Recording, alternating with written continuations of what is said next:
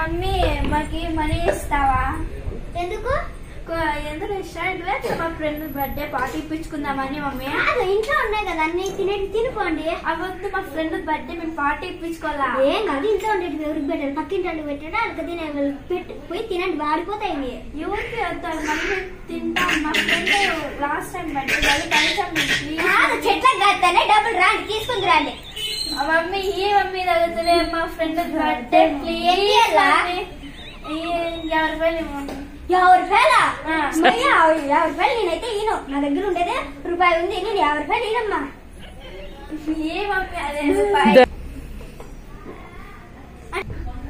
ఉండండి ఇస్తాను.